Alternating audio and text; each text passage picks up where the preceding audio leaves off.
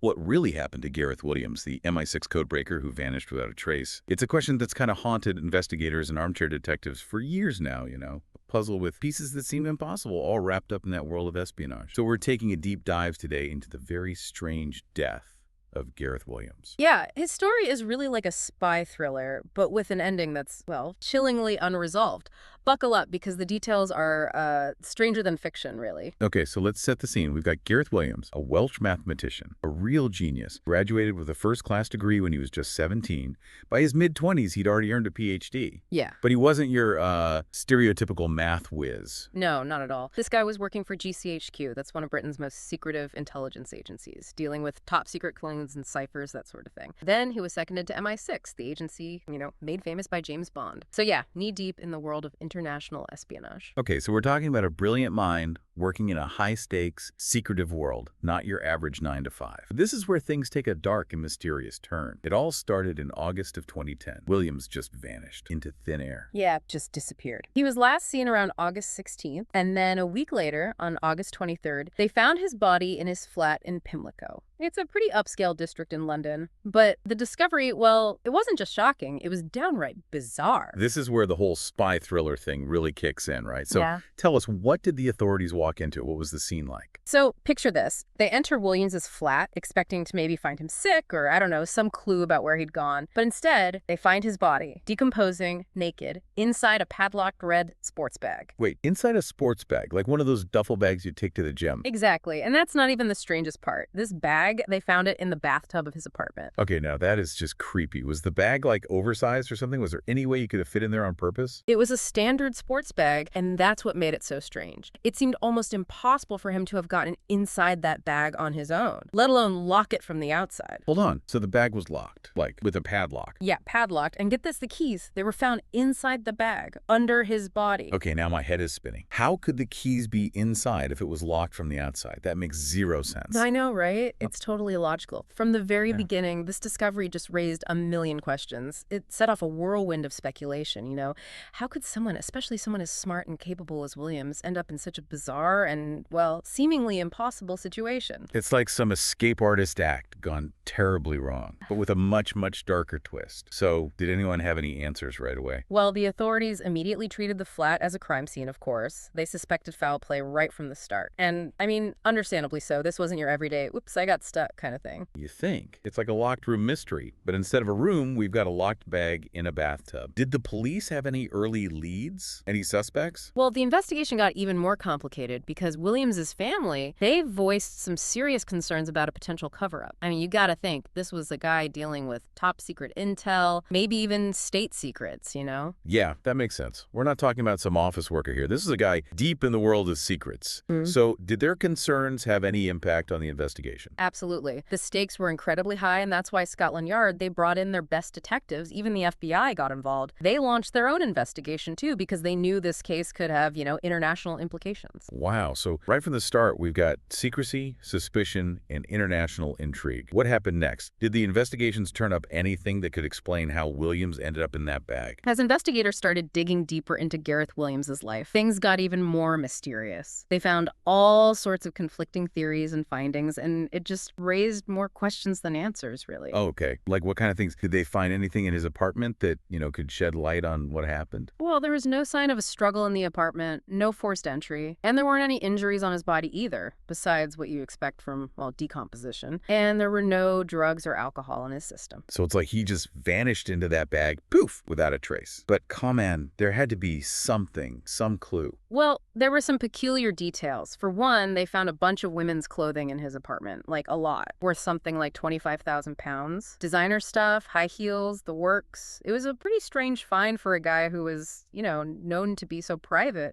Almost reclusive, really. Okay, that's interesting. A top secret code breaker with a thing for high-end women's clothes.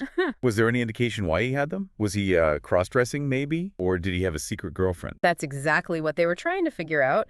And then on top of that, they also found out that Williams would sometimes visit bondage websites. Okay, whoa. Yeah, I know. And of course, that just set off a whole wave of speculation about, maybe secret lives, hidden motives, maybe even blackmail. Who knows? It's like peeling back layers of an onion, and it just gets weirder with every layer.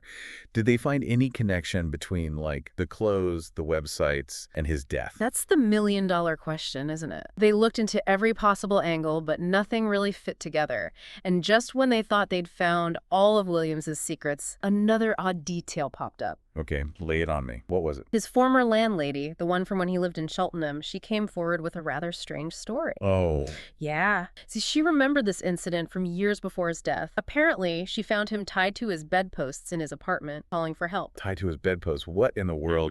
Right, exactly. That's what they wanted to know, too. Apparently, when they found him, he just said he was, and I quote, seeing if he could get free. They helped him get untied, but the whole thing just seemed really odd. Okay, so now we've got this pattern. First, the locked bag, and now this bedpost thing. Yeah. Both times, he's restrained, confined. Was this like some harmless quirk, or was there something darker going on? It's tough to say for sure. Some people thought maybe it was a sign of, autoerotic asphyxiation. Others thought it could have been some kind of training exercise, given his line of work and all. It's like we're trying to put together this puzzle, but half the pieces are missing. We have these little glimpses into his life, these weird incidents, but we don't see how they connect to his death. Exactly. And that's what made the whole locked bag thing so perplexing. How could he have gotten into that bag himself and locked it from the outside? Was it even physically possible? That's what I was wondering. Did they ever figure out how he could have locked himself in? Were there fingerprints on the bag or the lock? That's where things get even more interesting. Experts, they actually did hundreds of tests trying to recreate the whole scenario. They tried every way they could think of to see if it was even physically possible for Williams to lock himself in that bag. So what did they decide? Could he have done it? Their findings were pretty shocking, actually. They basically said it would have been almost impossible for him to do it. The mechanics, the flexibility you'd need, the lack of leverage, it just didn't add up. So if he couldn't have locked himself in, then who did and why? Yeah, those are the questions that really plagued the investigation. And don't forget, there weren't any of his fingerprints on the padlock or the edge of the bathtub either. Okay, so we're pretty much ruling out the possibility of him locking himself in the bag. But if someone else put him in there, how did they do it without a struggle? And why would they leave the keys inside? Those are just some of the many, many unanswered questions about this case. It just got more and more mysterious as things went on. And some of the theories, well, they got pretty out there. Okay, so what were the main theories at this point? Did they have any suspects? Well, the coroner's inquest, the one they hold to figure out the cause of death, that just threw even more fuel on the fire of this already crazy mystery. Okay, so just to recap, we've got this brilliant code breaker found dead in a locked bag in his bathtub with the keys under him, no signs of a struggle. We've got women's clothes, that whole bedpost thing, and now a coroner's inquest that's just adding to the confusion. Yeah. This is wild. What exactly did the inquest find? Well, the coroner's verdict was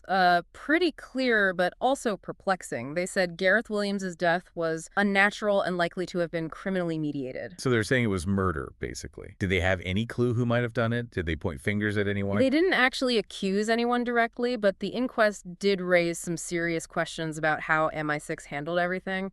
They got a lot of criticism for waiting so long to report Williams missing. Like a whole week went by before anyone even raised the alarm. A whole week? Yeah. That seems strange, especially considering what he did for a living. You'd think someone would notice he was gone a lot sooner. Did they give any reasons for the delay? Not really, and the coroner made a point of saying that this delay could have messed up the collection of important forensic evidence, Yeah. And that definitely raised suspicions, especially with Williams's family, that something wasn't right. Yeah, I can see why they'd be worried if someone did something to him. That delay could have given them time to, clean up the scene, hide evidence. Did the inquest look into any of those other weird parts of the case, like the women's clothes or the bondage websites? It's interesting because the coroner actually dismissed some of the theories that were going around, like the idea that he died during some kind of autoerotic activity or that the women's clothes were somehow directly connected to his death. It was almost as if they were trying to rule out certain possibilities to narrow things down. Okay, so if it wasn't a sex game gone wrong and it wasn't suicide, what were they left with? Did they have any theories that they thought made sense? Did the inquest give them anything new to work with? Even with the coroner's verdict, the inquest still left a lot of unanswered questions. So the Metropolitan Police, they were determined to get to the bottom of it. They launched another investigation, and this time they got access to MI6 personnel and their files. Like unprecedented access. You'd think with that kind of access, they'd be able to figure everything out, right? I'd think so. They were finally getting a peek behind the curtain into all that secrecy that surrounded the first investigation. So what did they find? Well, even with all that, And even with this new access they had, they still couldn't say for sure how he died. It was like they hit a wall, like some information was just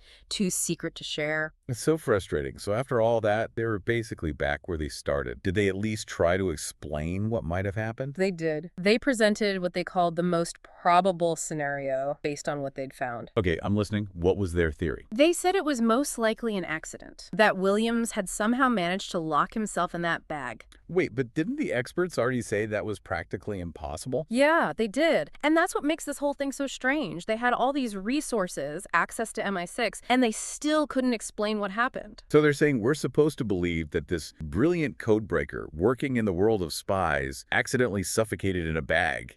It doesn't seem very likely. A lot of people felt the same way, including Williams's family. They didn't buy the official explanation. And that's why even years later, other theories kept popping up. Theories that go deep into that whole world of espionage and international intrigue, you know? Oh, now we're getting to the good stuff. What kind of theories? Was there something more going on? One of the most interesting theories came from a former KGB agent. His name's Boris Karpichkov. Back in 2015, he made this pretty explosive claim. Hold on. A former KGB agent. Now that's someone who knows a thing or two about secrets and spying. What did he say? Karpichkov said that, according to his sources in Russia, the SVR, that's Russia's Foreign Intelligence Service, they had tried to blackmail Williams. They wanted him to be a double agent, to work for them while he was still at MI6. Wow, a double agent. Talk about high stakes. Did he say that Williams agreed to work for them? Karpichkov said that Williams refused. And not only that, he actually threatened to expose a Russian mole who was working inside GCHQ. Whoa, that's a bold move. He basically called their bluff. But if his job was so sensitive, wouldn't he have known how dangerous it was to mess with an agency like the SVR? Yeah, you'd think so. But Karpichkov said that standing up to them had deadly consequences. He thinks the SVR had Williams killed to shut him up and to protect their agent in GCHQ. Killed, as in assassinated. Right. Okay, things just got real. But if the Russians were behind it, wouldn't there be some kind of proof? That's the thing. Karpichkov said they used a poison that couldn't be traced, something they put in Williams' ear, a silent, deadly way to do it that wouldn't leave many clues. That's terrifying. So we've gone from a possible accident to a possible international assassination. It's like a movie. But is there any evidence to back up what Karpichkov said? Did any of the investigations ever confirm Russian involvement? That's the problem with these kinds of theories. They're really hard to prove or disprove. Karpichkov was going off of what his sources told him, and those sources are, well, they're all about secrecy. The official investigations never said for sure that Russia was involved, but they didn't completely rule it out either. So we're still left wondering, was it a tragic accident, a planned assassination, something else entirely? Did Williams's work have something to do with his death? It's been years with investigations and inquests and theories, and we still don't know the truth. That's what's so fascinating about this case, right? Even after all this time, we still don't know for sure. The Gareth Williams case shows us just how secretive intelligence work really is, how much goes on behind the scenes that we'll never know about. It's like we're trying to solve a puzzle, but we don't have all the pieces. We can guess all we want, but without those classified files, those missing pieces, we'll never see the whole picture. And thinking about the bigger picture, it makes you wonder about how far these agencies will go to keep their secrets. How much do we really understand about that shadowy world of espionage? The methods they use, the dangers involved. Would they really go as far as silencing someone to keep those secrets? Yeah, it makes you think. Where do they draw the line? What do they consider acceptable when it comes to national security? Is there a point where the need for secrecy is more important than justice or transparency? Those are questions that go beyond this case. They're questions about the core of our society, about that balance between freedom and security, about the secrets governments keep, and the price that some people might have to pay for those secrets. So where do we go from here? Do we just accept that some mysteries will never be solved, that we'll never know what happened to Gareth Williams? Not necessarily. New evidence could always come up. Maybe new technologies will help, or maybe someone who knows something will finally decide to talk. This case, like a lot of cold cases, could be solved with just one missing piece, one person who holds the key to the truth. I guess that's just how it is with these kinds of mysteries, especially when we're talking about spies and secrets. The truth can be hard to find, but that doesn't mean we should stop looking for it. Exactly. And for everyone listening, if you were to keep digging into this, what would you do next? Where would you look for answers? What would you try to uncover, hoping to find that missing piece? It's something to think about. The mystery of Gareth Williams is still alive, and maybe, just maybe, one of you listening might have the answer. Until then, we're left with more questions than answers. A mystery that reminds us that the world of espionage can be just as murky as the deepest parts of the ocean. Thanks for joining us on this deep dive. We'll be back next time with another fascinating case, another chance to explore those hidden parts of our world.